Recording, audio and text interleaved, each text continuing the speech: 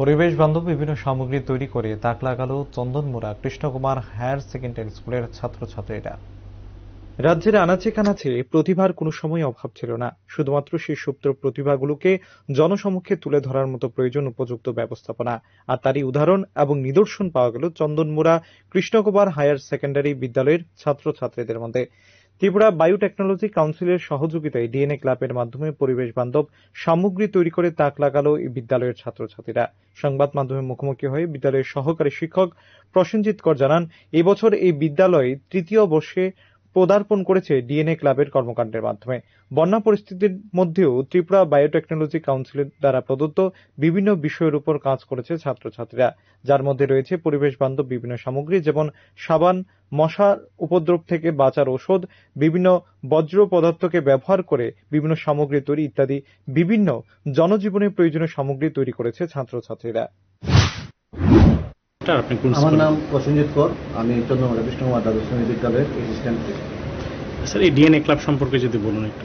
Actually Tripura biotechnology council পরিচালিত যে DNA club, এটা লাস্ট 3 বছর আগে আমাদের স্কুলটা এটা অন্তর্ভুক্ত হয়েছিল। তো ওদের মেনলি প্রত্যেক বছর 20টা করে অ্যাক্টিভিটিস থাকে।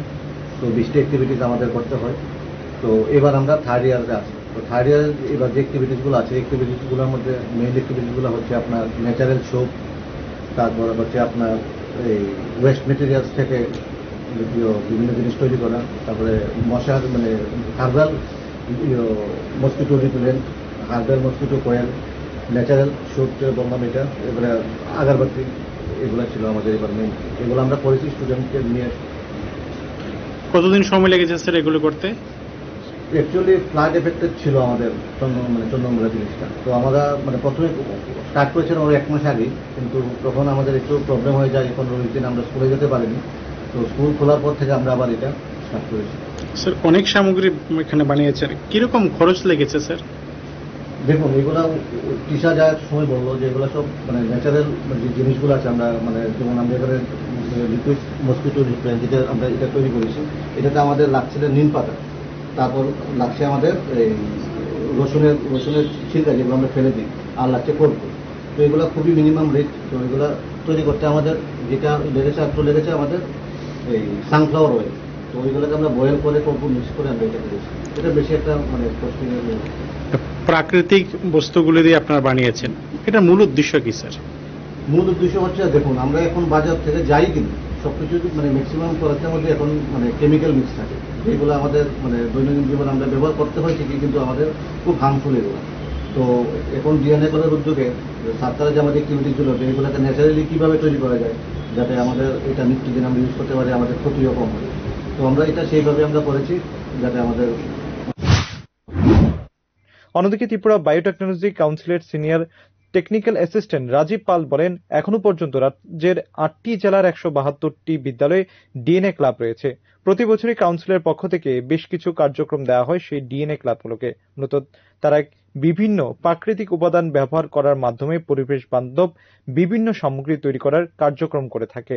আগামী দিন যাতে ছাত্রছাত্রীরা এই ধরনের কর্মকাণ্ডে আরো বেশি করে যুক্ত হয়, তার জন্য প্রচেষ্টা জারি থাকবে কাউন্সিলের।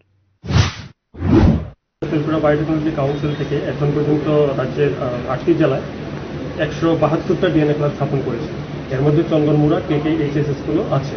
চন্দনমুড়া KKHS স্কুল এই বছর 3য় বছরে পদার্পণ করেছে। ত্রিপুরা বায়োটেকনোলজি কাউন্সিল প্রথমে সিলেকশন করা হয়, সেকেন্ডারি এডুকেশন থেকে সিলেকশন হয়, তারপর টিচার্সদের ট্রেনিং প্রোগ্রাম দেওয়া হয়, হ্যান্ডসন ট্রেনিং প্রোগ্রাম দেওয়া হয়। প্রতি বছর আমাদের 1 বছর 3 বছরে পদার্পণ করলো DNA club Chandanmura KKHS school. এখানে 3 বছরে আমাদের প্রত্যেকের 20টা করে অ্যাক্টিভিটি থাকে। এর মধ্যে প্রথম কিছু থাকে, যেমন উল্লেখযোগ্য হলো blood group identification, blood smear, recycle paper থেকে জিনিসপত্র তৈরি করা, তারপরে হার্বাল সোপ তৈরি করা, আগরবাতি তৈরি করা, এইগুলো প্রধান স্যার আছে কিছু। আমরা সবসময় বিভিন্ন স্কুলের সাথে কন্ট্যাক্ট করে থাকি, তারা কীভাবে করছে কাজ, তাদেরকে গাইডেন্স দিয়ে থাকি, এগুলোই করা হয়ে থাকে আমাদের তরফ থেকে। পরিবেশকে রক্ষা করতে তো ডিএনএ ক্লাবের গুরুত্ব অপরিসীম। সেক্ষেত্রে ছাত্রছাত্রীদেরকে এই বিষয়টাকে উৎসাহিত করতে আপনারা কি কি পদক্ষেপ গ্রহণ করছেন? আমাদেরকে অলরেডি স্পেরা হাউস করানো হয়, মেডিসিনাল প্ল্যান্ট গার্ডেন করানো হয়, বাটারফ্লাই গার্ডেন আছে পরিবেশকে করার জন্য, উপকার করার জন্য। ওকে, আপনার পরিচয়টা? আমার Raju Pal, senior technical assistant, Tripura biotechnology council. Thank you.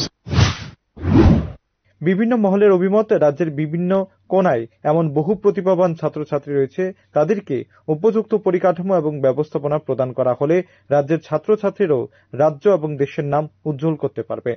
Bureau report, rising Tripura.